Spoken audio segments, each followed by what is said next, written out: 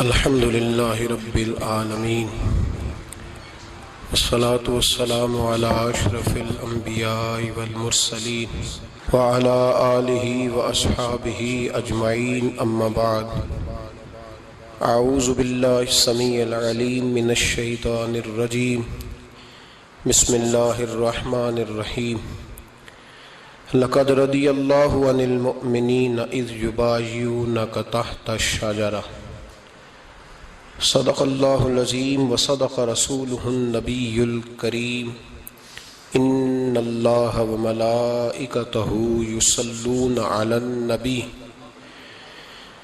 یا ایہا الذین آمنوا صلوا علیہ وسلموا تسلیما اللہم صلی علی سیدنا ومولانا محمد معدن الجود والکرم وآلہ وصحبہ وبارک وسلم۔ حمد و صلاۃ کے بعد امیر المومنین خلیفۃ المسلمین داماد مصطفیٰ صلی اللہ علیہ وسلم حضرت سیدنا عثمان غنی رضی اللہ تعالیٰ عنہ کی حیات مبارکہ کے حوالے سے چند باتیں آج گفتگو کا عنوان ہے۔ نبی کریم صلی اللہ تعالیٰ علیہ وسلم نے حدیبیہ کے موقع پر 9 ہجری میں عمرے کا ارادہ فرمایا تھا، اور حضور صلی اللہ تعالیٰ علیہ وسلم اپنے کئی سو صحابہ کے ساتھ احرام باندھ کر مقام حدیبیہ پر پہنچ گئے۔ سفیر اس کو بنایا جاتا تھا جو بڑا سمجھدار اور زیرک آدمی ہوتا تھا۔ نبی پاک صلی اللہ علیہ وسلم نے اس موقع پر جس کو اپنا سفیر بنا کے بھیجا وہ حضرت سیدنا عثمان غنی رضی اللہ تعالیٰ عنہ۔ حضور نے انہیں سفیر بنا کر کے مکہ مکرمہ میں بھیج دیا اور 2 ٹارگٹ دیے اپنے سفیر کو، 2 باتیں فرمایا ایک تو جا کے مکے والوں کو بتاؤ کہ ہم جنگ کرنے نہیں آئے، اللہ کے گھر کا دیدار کرنے آئے، اور بڑے پرامن طریقے سے ہم طواف کریں گے، سعی کریں گے، عمرہ کریں گے، لوٹ جائیں گے، یہ ہمارا واحد ایجنڈا ہے، اس کے علاوہ کوئی پروگرام نہیں ہے۔ اور دوسرا انہیں یہ بتاؤ ان لوگوں کو جو ایک زمانے سے مکہ مکرمہ میں کفار مکہ کے ظلم سہ رہے ہیں، ہمارے وہ غلام جو یہاں بڑی تکلیف میں ہیں، ان کو یہ خبر دے دو، عثمان انہیں میرا پیغام دے دینا کہ اب تمہاری مشکلات کے دن تھوڑے رہ گئے، اب بڑی جلدی اللہ تبارک و تعالی دین اسلام کو فتح عطا فرما دے گا۔ حضرت عثمان غنی تشریف لے گئے۔ جب حضرت عثمان غنی وہاں پہنچے تو کفار نے آپ کو روک لیا، انہوں نے کہا کہ آپ رکیے، دیر ہو گئی۔ ادھر ابو سفیان نے حضرت عثمان غنی رضی اللہ تعالیٰ عنہ کو یہ کہا کہ ہم نبی پاک صلی اللہ علیہ وسلم کو اور ان کے صحابہ کو عمرہ نہیں کرنے دیں گے، آپ اگر چاہیں تو وہ سامنے بیت اللہ شریف ہے، طواف کریں، آب زمزم پئیں، حجر اسود پہ جائیں، مقام ابراہیم پہ جائیں، صفا مروہ کریں، آپ چاہیں تو کر لیں۔ تو حضرت عثمان غنی رضی اللہ تعالیٰ عنہ فرمانے لگے میں تڑپ رہا ہوں کعبے کے طواف کے لیے، لیکن میں بیت اللہ کا طواف اسی وقت کروں گا جب آگے آگے مجھے میرے مصطفیٰ کریم نظر آئیں گے صلی اللہ تعالی علیہ وسلم۔ لوگ آج پوچھتے ہیں کہ بغیر مدینہ شریف جائے حج مکمل نہیں ہوتا۔ میں نے کہا مدینہ شریف کے بغیر حج ہو جاتا ہے، پر مدینے والے کے بغیر نہیں ہوتا، اس لیے کہ حضور نے فرمایا صحیح مسلم میں خذوا عنی مناسککم، حج کے طریقے مجھ سے سیکھو۔ اللہ نے تو کہہ دیا حج کرو، تفصیل تو بتائی نہیں، تو اب آپ کو حضور سے سیکھنا پڑے گا۔ مدینے کے بغیر تو شاید حج ہو جائے، پر مدینے والے کے بغیر حج نہیں ہوتا۔ حضرت عثمان غنی رضی اللہ تعالیٰ عنہ کہنے لگے میں طواف ضرور کروں گا، پر اس وقت کروں گا جب مجھے حضور آگے آگے نظر آئیں گے۔ ادھر ایک شخص نے حضور کی بارگاہ میں بھی کہا، اپنوں کا نہ پتہ ہوتا ہے، دل بدستاور کے حج اکبر است، جو دل ہوتے ہیں نا، دل کو دل سے راہ ہوتی ہے، یہ کئی دفعہ جسم علیحدہ علیحدہ ہوتے ہیں پر یہ اکٹھے دھڑک رہے ہوتے ہیں۔ دل کو راہ ہوتی ہے. عرض کی یا رسول اللہ صلی اللہ علیہ وسلم عثمان غنی تو طواف کر رہے ہوں گے، صفا مروہ میں ہوں گے، بڑی موج ہوگی، آب زمزم کھول کے پی رہے ہوں گے. حضور نے سامنے والے کا چہرہ غور سے دیکھا، فرمایا عثمان کو تم زیادہ جانتے ہو کہ میں زیادہ جانتا ہوں؟ یا رسول اللہ آپ ہی زیادہ جانتے ہیں. فرمایا پھر فکر نہ کرو، عثمان میرے بغیر طواف نہیں کرے گا. بات ختم ہو گئی، میرے بغیر عثمان طواف نہیں کرے گا، ختم ہو. اب کسی نے افواہ پھیلا دی کہ حضرت عثمان غنی کو شہید کر دیا گیا. نبی پاک علیہ السلام تک بھی خبر آئی. حضور جانتے تھے. ہمارا دل نہیں کرتا کوئی انتشاری بات کرنے کو، لیکن جب لوگ کرتے ہیں تو پھر دل کو تکلیف ہوتی ہے. اب یہاں سب نے لکھا ہے کہ نبی پاک صلی اللہ علیہ وسلم کو خبر ملی، حضور پریشان ہوئے، صحابہ کو مشورے کے لیے بھی بلایا، بیعت رضوان بھی ہوئی. اگر علم غیب ہوتا یہ سارا کچھ نہ ہوتا. اور میں نے کہا خدا کے بندے، اگر حضور اپنا علم غیب اس وقت ظاہر کرتے تو حضرت عثمان کے لیے قرآن کی آیتیں نہ نازل ہوتی، اس بیعت کے تذکرے نہ ہوتے. ہر بات پہ لوگ معاذ اللہ تعالیٰ. اب دیکھیے نا یہاں یہ جملہ چھوڑنے کی کیا ضرورت ہے؟ تم قوم کو کیا دے رہے ہو؟ لوگوں کو کیا بتا رہے ہو کہ نبی پاک علیہ السلام اندھیرے میں بیٹھ کے فیصلے کر رہے تھے؟ کیا بتا رہے؟ آج انٹیلیجنس کی رپورٹس بتا دیتی ہیں کہ وہ فلاں کس طرح کا ماحول ہے اور آپ نے کس طرح کرنا ہے، تو تمہیں اپنی خفیہ ایجنسیوں کے مطابق تم فیصلہ کرو تو کہتے ہو ہم بھئی اندھیرے میں فیصلہ نہیں کر رہے، ہمیں رپورٹ ہے تو فیصلہ کر رہے ہیں. اور نبی پاک علیہ السلام کے بارے میں تم لوگوں کو یہ بتا رہے ہو کہ حضور اندھیرے میں فیصلہ کر دیتے تھے، پتہ ہی نہیں تھا. کس طرح کی بات کرتے ہو؟ میرے محبوب پاک علیہ الصلوۃ والسلام فرماتے ہیں کہ اللہ تبارک و تعالیٰ نے مجھے اس طرح کا علم عطا فرمایا ہے کہ جو تمہارے ذہن میں ہو مجھ سے پوچھو، میں فوراً تمہیں جواب دوں گا. لیکن لوگ اڑ گئے ہیں، کیا کیا جائے؟ اور عجیب فلسفہ ہے. یہاں بھی گرہ لگا دی، پتہ ہوتا تو یہ سارا. اور میں نے کہا خدا کے بندے اگر یہ سارا کچھ نہ ہوتا تو پھر یہ آیتیں کیسے نازل ہوتی؟ پھر صبح قیامت تک حضرت عثمان غنی کی عظمتوں کا کیسے پتہ چلتا؟ جب خبر ملی نا کہ حضرت عثمان غنی کو شہید کر دیا گیا تو حضور نے صحابہ کو بلایا، فرمایا آؤ میری بیعت کرو. حالانکہ بیعت پہلے ہو چکی، آؤ دوبارہ بیعت کرو. یا رسول اللہ کس چیز کی بیعت کرنی ہے؟ تو نبی پاک نے فرمایا میرے ہاتھ پہ بیعت کرو کہ ہم عثمان غنی کے خون کا بدلہ لیے بغیر یہاں سے جائیں گے نہیں. ہم عثمان کے خون کا بدلہ لیے بغیر یہاں سے جائیں گے. اور حوالہ کسی نے دیکھنا ہو علامہ اسماعیل حقی کا تو میں دکھاؤں گا. جس شخص نے دوڑ کر سب سے پہلے نبی پاک کی بیعت کی وہ مولا علی شیر خدا تھے. کہ یا رسول اللہ جانا ہی نہیں عثمان کا خون کا بدلہ لیے بغیر. سب سے پہلے شیر خدا آگے بڑھے. آج لوگ انہی لوگوں میں اختلاف دکھانے کی کوشش کرتے ہیں، صحیح لا حاصل کرتے ہیں. سب سے پہلے دوڑ کر حضرت شیر خدا آگے بڑھے کہ حضور میں بیعت کرتا ہوں. نبی پاک نے صحابہ کے ہاتھوں میں بیعت ہو رہی ہے. یہ وہ والا واقعہ نہیں جو اس چوک میں پیش آیا تھا، یہ وہ والا واقعہ نہیں جو میرے ساتھ ہوا تھا تو میں آپ کو سنا رہا ہوں. یہ وہ والا واقعہ ہے جو رب کو اتنا پسند آیا کہ اللہ نے قرآن پاک میں بیان فرما دیا ہے. اس کی اہمیت کا اندازہ لگائے کہ رب کریم کو اتنا محبوب ہے یہ انداز کہ قرآن میں بیان کیا. ایک درخت تھا، کانٹوں والا درخت، اس کو شارحین نے لکھا ہے. کچھ لوگ کہتے ہیں بیری کا درخت تھا. نبی پاک درخت کے نیچے بیٹھ گئے، فرمایا بیعت کرو سارے. کن کے لیے بیعت ہو رہی؟ حضرت عثمان غنی کے لیے. ایک بیعت دین کے لیے ہوئی، قرآن کے لیے ہوئی، حدیث کے لیے ہوئی، اللہ کی توحید کے لیے. اور آج نئے سرے سے بیعت ہو رہی ہے. کس کے لیے؟ بول کے بتائیے. حضرت سیدنا عثمان غنی رضی اللہ تعالیٰ عنہ. اس شخص کی عظمت کا کوئی اندازہ کر سکتا ہے جن کے لیے نبی پاک نے خاص کر کے تخصیص کر کے ایز اے اسپیشل بیعت لی. اور صحابہ نے جب بیعت کی تو اللہ کو اتنی پسند آئی کہ قرآن مجید کی سورہ فتح کی آیت نمبر 18 میں بیان کیا. فرمایا لقد رضی اللہ عن المؤمنین اذ یبایعونک تحت الشجرہ. فرمایا محبوب تحقیق اللہ ان مومنوں سے راضی ہے جو درخت کے نیچے آپ کی بیعت کر رہے تھے. تحقیق اللہ ان سے راضی ہوا، ان ایمان والوں سے جو درخت کے نیچے آپ کی بیعت کر رہے تھے. درخت کے نیچے تحت الشجرہ. قرآن مجید کے الفاظ اگر آپ غور کریں گے تو آپ کو حضرت عثمان غنی کی عظمت کا پتہ چلے گا اور اس واقعے کی حساسیت کی آپ کو سمجھ آئے گی کہ بیعتیں تو مسجد میں بھی ہوئی لیکن نام لے کے نہیں کہا محبوب جنہوں نے مسجد میں بیعت کی. نام لے کے نہیں کہا، حالانکہ وہ بیعتیں بھی اللہ کو بڑی محبوب ہے. بیعتیں تو میرے بھائی نبی پاک نے بیت اللہ شریف کے پاس بھی کی، مسجد نبوی میں بھی کی، لیکن یہاں نام لے کر کوئی بھول نہ جائے. کسی نے کہہ دینا تھا کوئی اور بیعت تھی جی، لوگ شرع کر رہے ہیں نا مرضی، وہ تو کسی اور کی بیعت. نام لے کے کہا محبوب تحت شجرہ، وہ جو درخت کے نیچے بیعت ہوئی، وہ جو بیعت درخت کے نیچے ہوئی، اور جنہوں نے بیعت کی لقد رضی اللہ عن المؤمنین، تحقیق اللہ ان مومنوں سے راضی ہو گیا. اللہ ان مومنوں سے. صحیح بخاری صحیح مسلم میں صحابہ نے پوچھا یا رسول اللہ اللہ کس طرح راضی ہوا ہے؟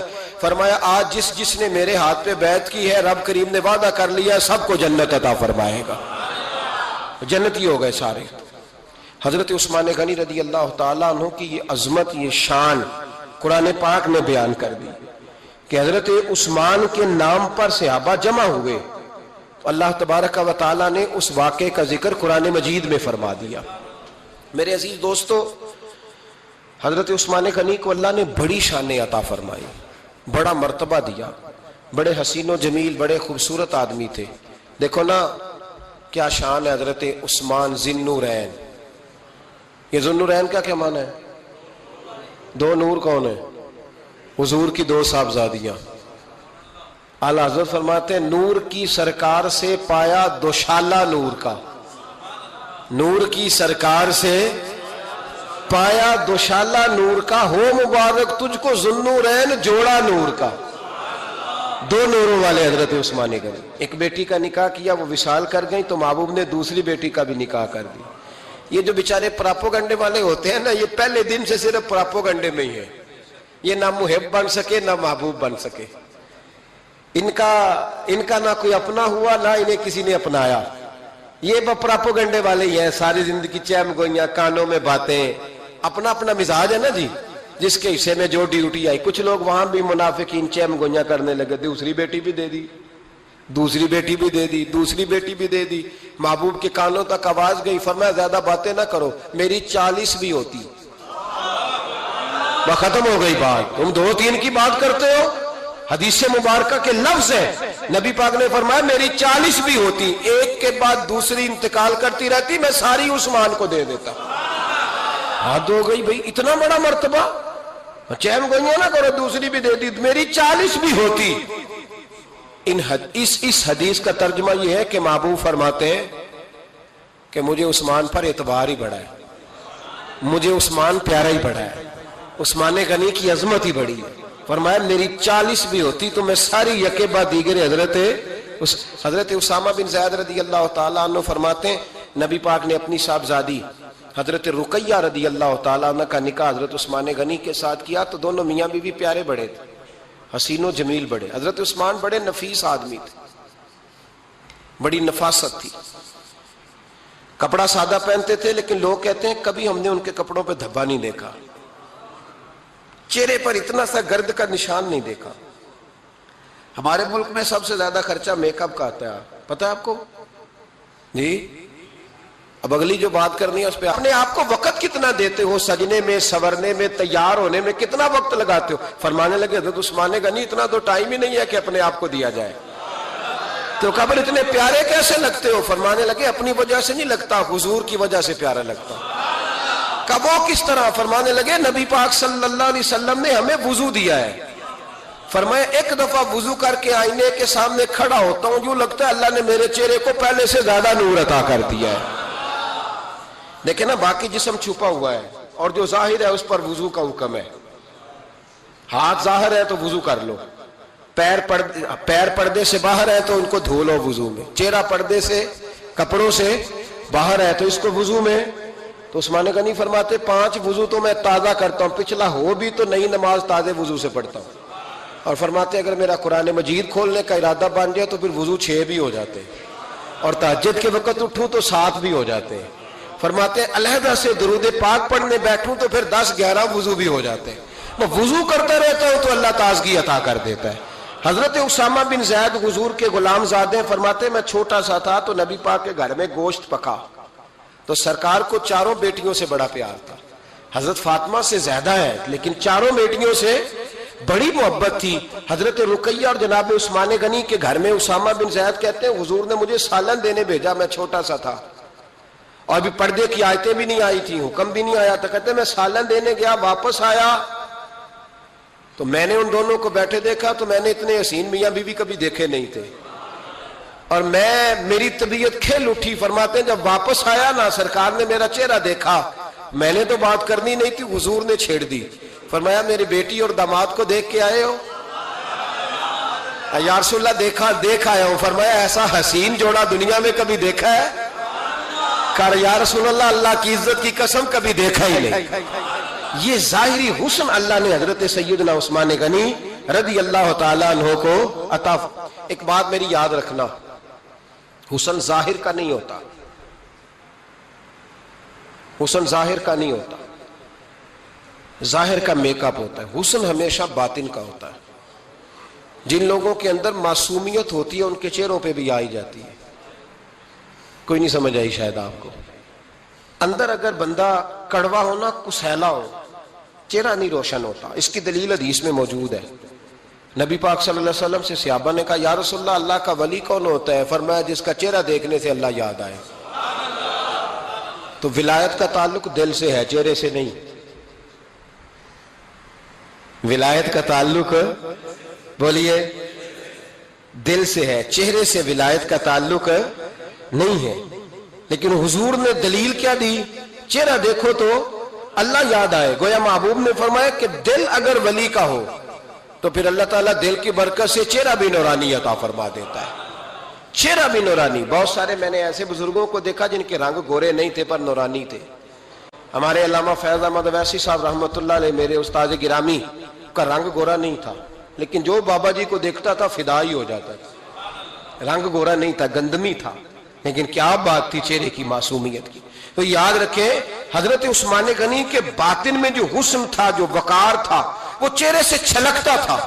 چند خوبیاں بڑی زیادہ تھی حضرت عثمان غنی میں, بہت زیادہ تھی چند خوبیاں. ایک بہت بڑی خوبی حضرت عثمان غنی کی جس کو نبی پاک نے بڑا چاہا, وہ تھا حضرت عثمان غنی کا سخی ہونا.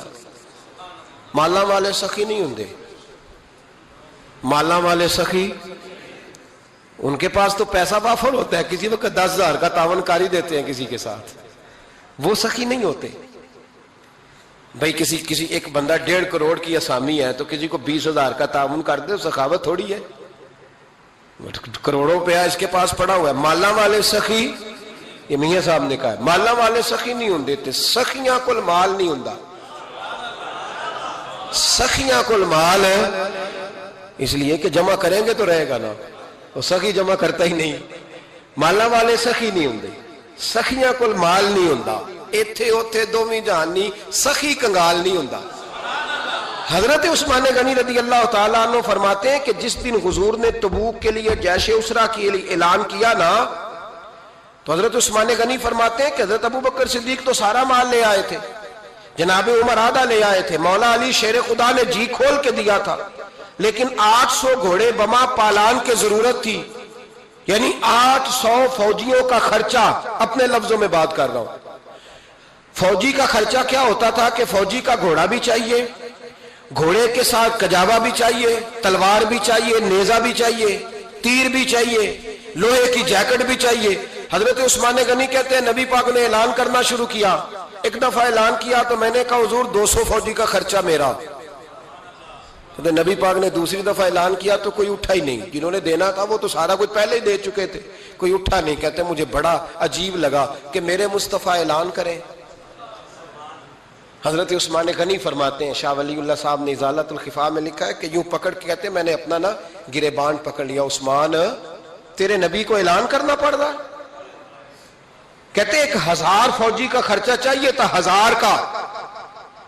عثمان کہتے تیسری دفعہ حضور نے اعلان کیا تو کہا یا رسول اللہ 200 اور ڈال لے. سنو سخی کس کو کہتے ہیں. حضرت عثمان غنی رضی اللہ تعالیٰ عنہ فرماتے ہیں میرے پاس کل خرچہ میرے پاس 800 فوجیوں کا تھا, میں سارا کچھ بھی گھر سے لے آؤں تو 1000 میں پھر بھی پورا نہیں کر سکتا تھا. لیکن جب نبی پاک نے چوتھی دفعہ کہا نا کہ اٹھو بھائی ابھی خرچہ چاہیے, عثمان کہتے ہیں مجھے لگتا تھا میرے گریبان پھٹ جائے گا. یار میرے محبوب کو اعلان کرنا پڑ رہا ہے, عثمان غنی فرماتے میں اٹھ کے کھڑا ہوا، میں نے کہا حضور اب آپ نے اعلان نہیں کرنا، آپ 1000 ہی میرے کھاتے میں ڈال دیں، میں سب کا بندوبست کرا دوں گا۔ فرماتے میں نے 200 فوجی کا خرچہ پکڑ دکڑ کے پورا کیا۔ 200 کا خرچہ، غریب اصل میں اللہ سے تجارت نہیں کرتا اس لیے امیر نہیں ہوتا، غریب اللہ سے تجارت کرے نا، اللہ سے، اس کے رستے میں 200 دے کے 70 گنا کی امید رکھے، یہاں بھی وہاں بھی، پھر امیر ہو جائے۔ یہ تجارت نہیں کرتا، یہ کہتا ہے اللہ کے رستے میں امیر خرچ کریں گے، میری نہیں ڈیوٹی۔ حضرت عثمان غنی کہتے ہیں میرے پاس 800 کا بندوبست تھا، میں نے 1000 کا دیا۔ حضور تشریف لے گئے، فرماتے ہیں جہاد سے جب واپسی ہوئی نا، ایک ایسا سودا تھا جس میں سے مجھے نفع کی امید ہی نہیں تھی، پر اللہ نے مجھے 11 گنا نفع عطا فرمایا۔ مالا والے سخی نہیں ہوں، سخیاں کل مال۔ دیکھیں نا جنت البقیع، وہ والا قبرستان جس میں کوئی دفن ہو جائے تو نبی پاک کی سفارش کا حقدار ہو گیا، وہ والا قبرستان جس کا نام ہی جنت ہے۔ وہاں نا ایک یہودی اپنے جانور باندھا کرتا تھا، تو سرکار ایک دن اس طرف گئے تو واپس آئے، حضرت عثمان غنی قریب کھڑے تھے، نبی کریم صلی اللہ تعالی علیہ وسلم نے فرمایا عثمان اس جگہ کی طرف ذرا چکر لگانا، جگہ بڑی اچھی ہے۔ عثمان غنی گئے، جگہ خرید کے واپس آ گئے۔ حضور نے فرمایا ہوا ہے؟ عرض کی حضور خرید آیا ہوں۔ فرمایا میں نے تو چکر لگانے کا کہا تھا۔ کہا یا رسول اللہ آپ نے یہ بھی تو فرمایا تھا جگہ بڑی اچھی ہے، تو جس کو آپ نے اچھا کہہ دیا یہودی کے پاس تو نہیں نہ رہنی چاہیے، تو میں نے خرید دی۔ شرم نہیں آتی لوگوں کو؟ حضرت عثمان کے بارے میں بات کرتے ہیں، جس قبرستان میں سیدہ پاک بی بی صاحبہ حضرت فاطمہ الزہرا آرام کر رہی ہے، وہ زمین حضرت عثمان نے تحفہ دی ہے۔ حیا نہیں آتی بات کرتے؟ شرم نہیں آتی؟ یہ صدقہ سیدہ فاطمہ کا ہی ہے، انہی کے لیے اللہ نے تحفہ دیا، اور اس کے پیسے حضرت عثمان غنی نے ادا کیے۔ پھر اس قبرستان میں سیدہ پاک نے آرام کیا، پھر اسی قبرستان میں عثمان ابن مسعود نے آرام کیا، پھر اسی قبرستان میں حضرت حلیمہ سعدیہ لیٹی ہوئی ہے، اسی قبرستان کے اندر نبی پاک کی زوجہ سیدہ عائشہ آرام کرتی ہے، پھر اسی زمین پر میرے محبوب کے پیارے نواسے امام حسن آرام فرمائے۔ حضرت عثمان غنی رضی اللہ تعالیٰ عنہ کے بارے میں بات کرتے تیری زبان نہیں کانپتی؟ ان کو بات کرتا ہے جن کے تحفے اہل بیت نبوت نے قبول فرمائے اور وہاں آرام کرنا انہوں نے پسند کیا، اتنا بڑا جرت بند ہو گیا تو؟ حضرت سیدنا عثمان غنی رضی اللہ تعالیٰ عنہ سخاوت کی تو کمال کر دیا حضرت عثمان غنی، اور پھر ضرورت سے زیادہ پیسے دے کے، وہ کنویں کی بات بڑی معروف ہے، میں نے بس اشارہ کرنا ہے، نبی پاک نے بھی اعلان کیا تو بڑا ہی اعلان کر دیا، فرمایا وہ میٹھے پانی کا کنواں ہے، قبضہ یہودی کا ہے، جو بندہ خرید کر وقف کرے گا نا اسے کیا ملے گا؟ تو حضور نے فرمایا میری جیب میں جنت کی ٹکٹ ہے، میں اسے جنت دے دینی، یہ ہے عرض جنت، یہ طیبہ کی زمین ہے، جنت بھی یہی، مال کے جنت بھی یہی ہے، جنت لے لے مجھ سے، لے لے۔ حضرت عثمان غنی گئے، اس کو کہا بھائی کنواں میرے ہاتھ بیچ دے، کنویں کی قیمت تھی 500-700 دینار، تو حضرت عثمان 500-600 دینار کل کنویں کی قیمت تھی۔ جناب عثمان غنی گئے، یہودی کو پتا تھا کہ یہ خریدنا چاہتے ہیں، فرمایا یار یہ کنواں بیچ دو، کہنے لگا نہیں بیچنا، فرمایا قیمت منہ مانگی، کہنے لگا قیمت میری مرضی کی، کہا تمہاری مرضی کی، اپنی اپنی اوقات ہوتی ہے نا قیمت لگانے کی، تمہاری مرضی کی، کہنے لگا میری شرط ہے میں ایک دن کے لیے کنواں دوں گا، ایک دن میں ایک دن آپ، فرمایا یہ بھی منظور ہے، کتنے پیسے؟ اس نے کہا میں 3000 دینار لوں گا، 500-600 کا ہے۔ حضرت عثمان غنی فرمانے لگے تو نے اپنی اوقات کے مطابق 3000 مانگا ہے، میں 40,000 لے کے آیا تھا، اپنی اوقات کے مطابق مانگا، 40,000 دینار میری جیب میں۔ یہودی کہنے لگا عثمان تو تاجر ہے، اور عام تاجر نہیں، عالمی سطح کا تاجر ہے، لوگ تیری تجارت کی مثالیں عرب میں دیتے ہیں، پر 500-600 کا کنواں 40,000، فرمانے لگے مسئلہ کنویں کا نہیں، مسئلہ مصطفیٰ کے فرمان کا ہے، وہ جو حضور کا فرمان پورا کرنا ہے نا، اس کے لیے 40,000 تھوڑے ہیں، میرے پاس تھے ہی اتنے جو لے کے آیا ہوں۔ حضرت عثمان نے پیسے چکائے، اس نے کہا ایک دن پانی ملے گا، فرمایا منظور ہے۔ وہ ایک دن بیچا کرتا تھا پانی، حضرت عثمان نے اعلان کر دیا جو میرا دن ہے نا فری پیو، اپنے بھی پیو، بیگانے کا اعلان کوئی نہیں کرنا، میرا کوئی پروگرام نہیں، لیکن آپ مطلب ہلکا ہلکا ایسے ایسے دیکھیں گے، سوچیں گے، غور کریں گے، او بھائی پیسہ بھی بانٹنے سے چلو بولو تو صحیح نا، اس پر بھی آپ حامی تو بھرے نا، سچی بات کر تو لینی چاہیے نا۔ چلے عمر آپ 2 سال کے بعد کر لینا، 6 سال کے بعد کر لینا، پر ہاں نہ تو صحیح کرے نا، پیسہ بھی ہمیشہ بانٹنے سے۔ ملا رومی رحمت اللہ علیہ فرماتے ہیں کنویں سے سادہ پانی نکل جائے تو تازہ آ جاتا ہے، اور اگر پانی کنویں کے اندر رہے سارا ختم نہ ہو تو باسی ہو جاتا ہے۔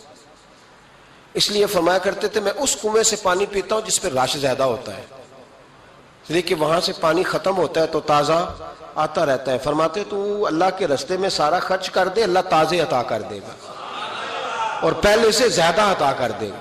میرا آپ کا مسئلہ یہ ہے کہ تجارت بندوں کے ساتھ ہے، بندوں کے ساتھ جو تجارت ہے نا، بندے کنجوسی کر جاتے ہیں، بندے کا تو صحیح کام چل جائے تو پارٹنر کو فارغ کر دیتا ہے، یہ تو فارغ ہے، اور اگر کبھی کسی کی دکان میں کوئی کرایہ دار اچھا اس کی دکان چل جائے تو مالک کہتا ہے تو جا اب دکان میں نے خود کھولنی ہے، وہ فارغ کر دیتا ہے۔ بندوں کا تو مزاج ہے۔ اور اللہ تبارک و تعالیٰ سے جب تجارت ہوتی ہے نا، میں نے ایسے لوگ دیکھے جن کے گھروں میں لاکھوں روپیہ ماہانہ آتا ہے، غربت نہیں جاتی۔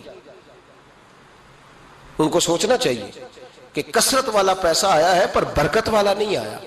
حضرت عثمان غنی رضی اللہ تعالیٰ عنہ فرماتے ہیں کہ پہلے بھی میں بڑا تاجر تھا، لیکن جب سے مصطفیٰ کے نام پر خرچ کرنا شروع کیا، پھر کہاں سے آیا، کب، اور بڑی سیانی بات فرماتے ہیں۔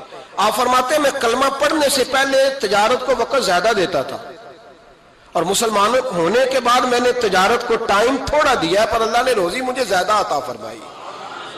اس لیے برکت پر ہماری توجہ نہیں رہی، غیبی خزانوں پر خیال ہم نے چھوڑ دیا ہے۔ غیبی خزانوں سے جو چیز ملتی ہے وہ زیادہ ملتی ہے، جو مادی ذرائع سے ملتی ہے وہ چیز کم ہوتی ہے۔ حضرت عثمان غنی پر الزام لگا جب آپ کا دور حکومت تھا، یہ یاد رکھیں کہ سب سے زیادہ الزامات حضرت عثمان غنی پہ لگائے گئے۔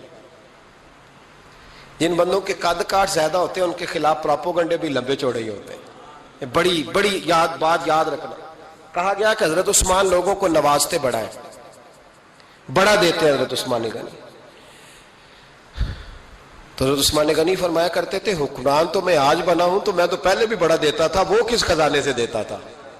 آپ جواب دیا کرتے۔ دیکھیں ذرا، لاکھوں لوگ حج کرنے آتے تھے، پر حضرت عثمان غنی حج کرنے جاتے تو اعلان کر دیتے کہ کوئی حاجی حج کے موقع پر آ کے کھانا نہ پکائے، سب کو کھانا عثمان غنی اپنی جیب سے دیا کریں گے۔ مینا میں لنگر کھانا ہوتا تھا حضرت عثمان غنی کا، مینا میں، فرماتے تھے کھاؤ حاجیو جتنا کھا سکتے ہو۔ اور پھر حضرت عثمان غنی کا اعلان تھا، خدام کو کہتے تھے میں آخر میں کھاؤں گا، پہلے میرے سارے آنے والے حاجیوں کو کھلایا جائے۔ ایک مجھ سے ایک دوست نے سوال پوچھا 4-5 دن ہو گئے، کچھ سوال ایسے ہوتے ہیں جو بندے کو چوراہے پہ لا کے کھڑا کر دیتے ہیں، زندگی میں نہ بھولنے والے سوالات ہوتے ہیں۔ ایک شخص نے سوال پوچھا، کہنے لگا اوکاڑے دینی اور مذہبی گھرانہ ہے، اوکاڑے سے تعلق ہے، میرے ساتھ محبت کا رشتہ ہے، کہنے لگے بیٹی کی شادی کر دی ہے راولپنڈی میں،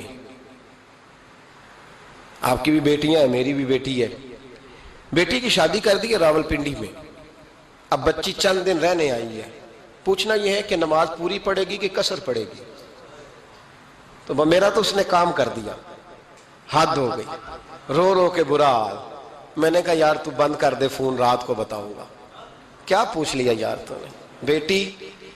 بیٹی مسافر نہیں ہوتی، بیٹی تو مہرانی ہوتی ہے باپ کے گھر کی، تو بیٹی مطلب کیسے بتاؤں کہ دل کرتا ہے کہ بیٹی وہ صرف ہنسے، وہ روئے کبھی نہ، یہ دعا ہوتی ہے۔ تو نے اتنا بڑا سوال کیوں کیا؟ بہرحال علماء کو کچھ چیزوں کے جواب دینے پڑتے ہیں۔ میں نے کہا میں رات کو بتاؤں گا۔ رات کو پھر فون آیا کہ آپ تو بڑی جلدی جواب دینے کے عادی ہیں تو دیر کیوں کر دی؟ تو میں نے کہا یار جواب تو میرے پاس تھا لیکن ہمت نہیں تھی ابھی۔ تو میں نے کہا کہ اگر تو بیٹی آئی ہے والد کے گھر میں اور ابا جی کا پروگرام ہے اسے جائیداد میں سے حصہ دینے کا، تو پھر تو بیٹی نماز پوری پڑے گی، لیکن اگر ابا جی نے علیحدہ کر کے انگوٹھا لگوانا ہے تو پھر بیٹی مسافر ہے۔ اگر ابا جی نے اس کو علیحدہ کر کے انگوٹھا لگوانا ہے نا کہ دے دے بھائیوں کو، خیر ہے تیری شادی پہ خرچہ کر دیا ہے، اگر ابا جی کے دل میں نے کہا یہ ابے سے فتویٰ پوچھ لو، اگر ابا جی کے دل میں چور ہے نا کہ بیٹی کو دینا کچھ نہیں، تو پھر بیٹی نے نماز قصر پڑھنی ہے، اس لیے کہ پھر وہ وہاں حصے دار۔ اس کی دلیل حضرت عثمان غنی رضی اللہ تعالیٰ عنہ حج کے لیے تشریف لے گئے تو لوگوں نے حضرت عثمان غنی سے کہا کہ نبی پاک بھی قصر نماز پڑھتے تھے، حضرت عمر بھی حج کے موقع پر قصر پڑھتے، حضرت ابو بکر بھی، آپ کیوں پوری پڑھتے؟ فرمایا ان کا مکے میں گھر کوئی نہیں تھا، میرے تو پورے کے پورے باغ ہیں، تو میں یہاں مسافر نہیں ہوں، میں یہاں مقیم ہوں، تو اگر تو بیٹی کا حصہ بھی ہے ابا جی کے گھر میں تو پھر وہ نماز پوری پڑے گی۔ لیکن اگر ابا جی نے اللہ تعالیٰ خیر فرمائے بیٹوں کے حق میں فیصلہ سنا دیا ہے اور انہوں نے بیٹی سے کہہ دیا ہے کہ چھوڑ، جو بیٹیاں حصہ لیتی ہیں ان کے بھائی نہیں ملتے تو نہ ملے بھائی، کوئی عرض نہیں، ضروری ہے ظالم بھائیوں سے رابطہ رکھنا جو کھا جائے بہنوں کا حصہ۔ والد ظالم ہے، ظالم ہے باپ، بیٹے کو حصہ دیتا ہے بیٹی کو نہیں دیتا۔ اور یہ 1.5 مربے والے جاگیردار کی بات نہیں کرنا جس کا 4 مرلے کا مکان ہے، اس کی بیٹی کا بھی حصہ بنتا ہے۔ کیوں کھاتے ہو بیٹیوں کا حصہ؟ ڈر نہیں آتا اللہ تعالیٰ سے؟ کیوں کھاتے ہیں لوگ بیٹیوں کا حصہ؟ جب اللہ رسول نے رکھا ہے تو کیوں کھا جاتے؟ اور پھر کہتے ہیں جناب بڑا پیار ہے بیٹی سے، رونے دھونے کے لیے پیار ہے۔ تو یاد رکھیں حضرت عثمان غنی رضی اللہ تعالیٰ عنہ کا لنگر چلتا تھا۔ تو میرے بھائی ایک اور بہت بڑی خوبی حضرت عثمان غنی کی تیسری وہ یہ تھی کہ آپ میں اللہ نے بہت زیادہ حیا رکھی تھی۔ آج نا اگر آپ ناراض نہ ہو تو ہماری حکومتوں میں جو بدتمیز زیادہ ہوتا ہے اس کا عہدہ زیادہ ہوتا ہے، اس کو اچھا عہدہ ملتا ہے جو بدتمیزی زیادہ کرتا ہے۔ اور ہمارے ہاں نوجوان سمجھتے ہیں کہ کھل کے پھرنا، کھل کے کھانا، مرضی کا لباس پہننا۔ ہمارے ایک بزرگ فرمایا کرتے تھے جب سے پیسے لوگوں کے پاس زیادہ آئے ہیں لباس چھوٹے ہو گئے، پیسہ زیادہ آ گیا کپڑے جسموں پہ سکڑ گئے۔ لوگ سمجھتے ہیں کہ بس جو دل میں آئے کہہ دینے کا نام جمہوریت ہے، آزادی رائے ہے۔ حضرت عثمان غنی رضی اللہ تعالیٰ عنہ شرم و حیا کے پیکر تھے، بڑا پیسہ تھا، بڑا کچھ تھا، لوگ ڈرتے تھے، سردار بھی تھے، جو چاہتے کر سکتے، روب طاری ہوتا۔ لیکن عثمان غنی کو جب بھی کوئی دیکھتا تھا کسی کونے میں بیٹھے نظر آتے تھے، چھپے ہوئے، پیچھے، شرم و حیا، نفاست پسندی، بڑھ بڑھ کے آگے ہونا، ہر ویڈیو میں شامل ہونے کی کوشش کرنے کا نام پیار نہیں ہے۔ نفاست پسند جو لوگ ہوتے ہیں وہ اکثر چھپے ہوئے ہوتے ہیں، ان کا پتہ ہی نہیں ہوتا لوگوں کو کہ پیچھے دراصل ہے کون۔ دیکھیے نا بڑی معروف حدیث ہے صحیح مسلم میں، نبی پاک صلی اللہ علیہ وسلم آرام فرما رہے تھے، حضور نے تامت مبارک باندھی ہوئی تھی، لیٹے ہوئے تھے سرکار۔ تو جب آدمی لیٹتے تھے نا، ہمارے بزرگ بھی جب لیٹتے ہیں تو تامت کو سمیٹا کرتے تھے تو گھٹنوں تک آ جاتی تھی، دیکھا نا آپ نے، گھٹنوں تک تامت آ جاتی جب لیٹتے۔ تو سرکار بھی لیٹے تھے، پردے کی ابھی آیتیں نہیں آئی تھی، دروازے پہ دستک ہوئی، حضرت عائشہ صدیقہ عرض کرنے لگے یا رسول اللہ میرے ابا جان جناب ابو بکر صدیق آئے۔ حضور نے فرمایا بلا لو۔ حضرت عائشہ کہتی ہیں وہ آ کے بیٹھ گئے، حضور لیٹے رہے، پھر دستک ہوئی، اب کون ہے؟ کہا سیدنا فاروق اعظم۔ کہا عائشہ آپ ساتھ والے حجرے میں چلی جاؤ۔ اماں جی وہاں چلی گئی۔ تھوڑی دیر کے بعد حضرت عمر آئے، حضور لیٹے رہے، جناب عائشہ کہتی ہیں پھر دستک ہوئی، اب کون ہے؟ فرمایا عثمان غنی۔ نبی کریم نے فرمایا اسے کہو ذرا ٹھہر جائے۔ حضرت عثمان ٹھہرے تو حضور اٹھ کے بیٹھے، تہمت مبارک کو ٹھیک کیا، پھر اپنے کرتے مبارک کو سیدھا کیا، پھر دستار کو سیدھا کیا، فرمایا اب بلاؤ عثمان غنی کو۔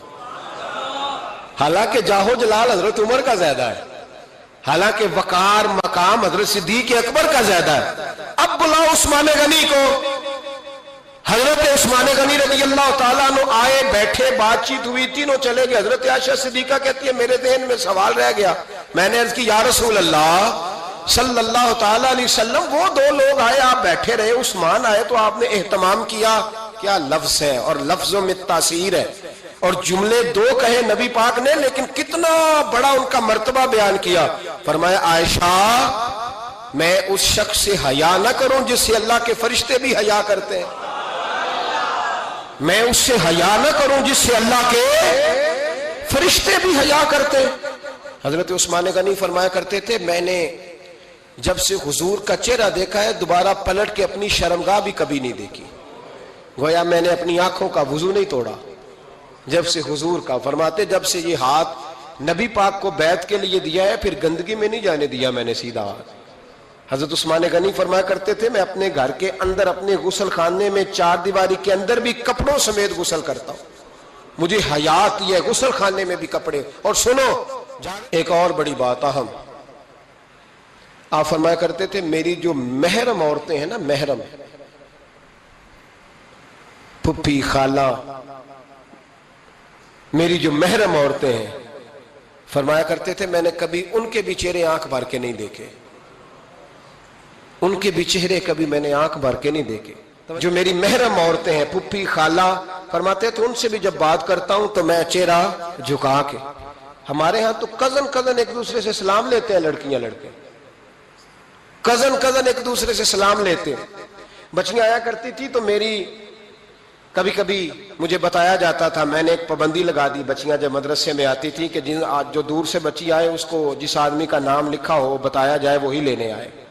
ایک دن مجھے اطلاع دی گئی کہ آپ تھوڑی دیر آئیں. میں گھر گیا تو مجھے بتلایا گیا کہ ایک بچی ہے تو اس کو جو پہلے لینے آتا تھا وہ نہیں آیا، کوئی اور آیا.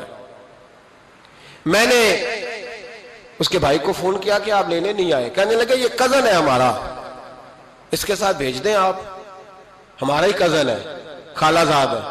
میں نے کہا یار آپ کہاں ہو؟ کہنے لگے مجھے 20-25 منٹ لگ جائیں گے. تو میں نے کہا ابھی کلاسیں بھی جاری ہیں تو آپ ہی آ جانا خود ہی. میں نے کہا سب آپ بھیج دیں، مجھے اعتبار ہے اس پہ. میں نے اس کو ایک بات کہی جو آپ کو بھی کہتا ہوں، میں نے کہا یار تمہیں اعتبار ہے تو اللہ رسول کو اعتبار کیوں نہیں؟ انہوں نے کیوں غیر محرم بنایا ہے؟ عجیب تماشا ہے. مجھے پھپھی ذات پہ، خالہ ذات پہ، ماموں ذات پر اعتبار ہے، نبی پاک کو کیوں نہیں؟ آپ کو زیادہ پیار ہے لوگوں سے یا نبی پاک کو امت سے زیادہ پیار ہے؟ کیا مطلب تماشا ہے؟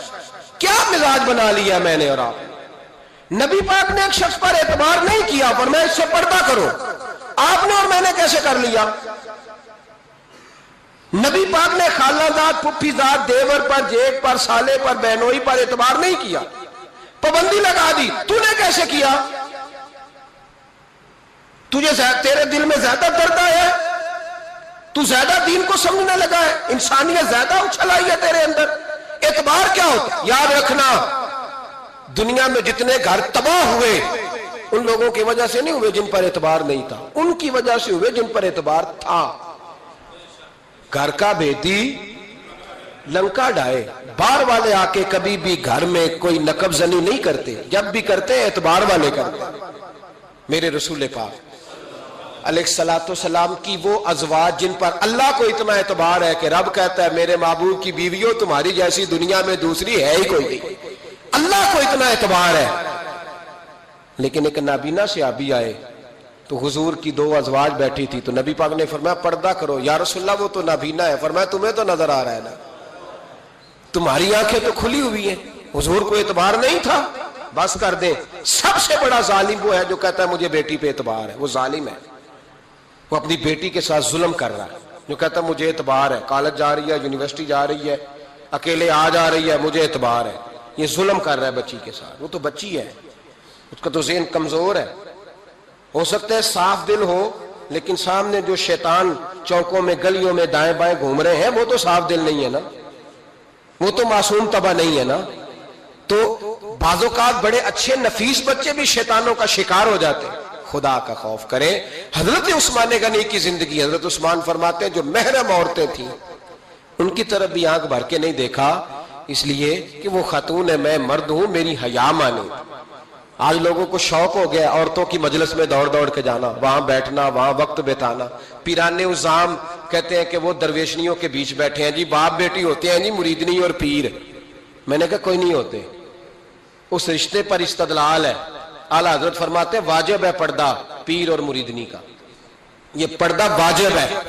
اگر کوئی شخص اس طرح بے پردہ بیعت لے گا، بیچ میں بیٹھے گا، تو اس کا تو مرید ہونا ویسے ہی حرام ہے، جائز ہی نہیں ہے. جو سارا دن تویز دھاگے کے لیے بیٹھا رہے اور بیویوں سے گفتگو کرتا رہے.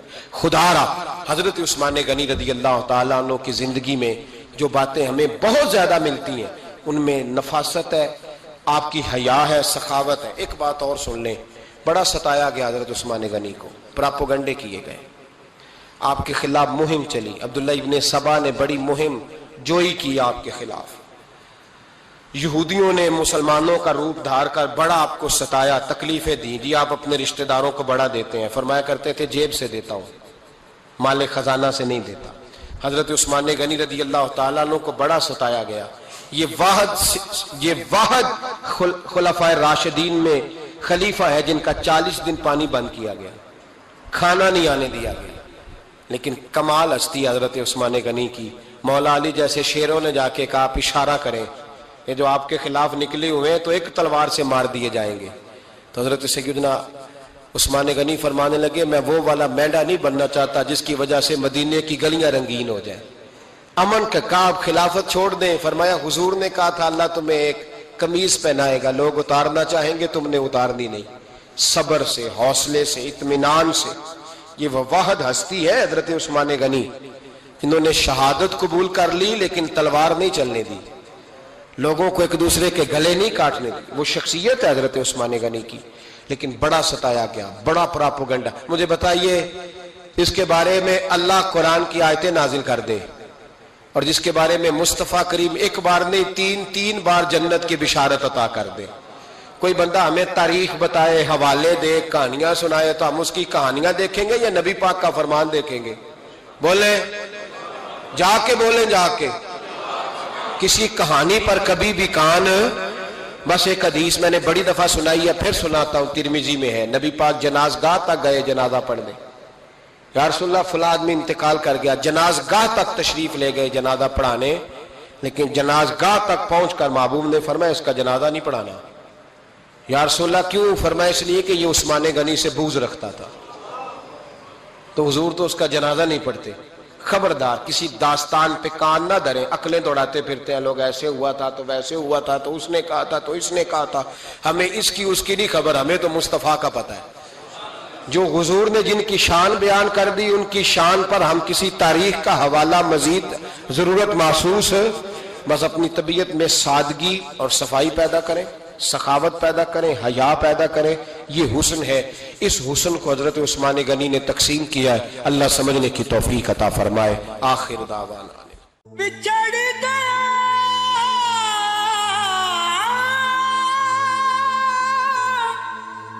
میرے دل دا جانی تے میں ککھاں وانگر رل گئی. پھلاں نال نازک جندڑی میری وچ کنڈیاں دے رل گئی. کم سجنا دے مار مکایا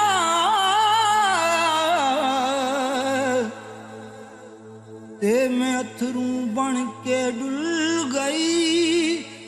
ایک مایا تیری یاد نہ بھلدی، باقی ہر شے جگ دی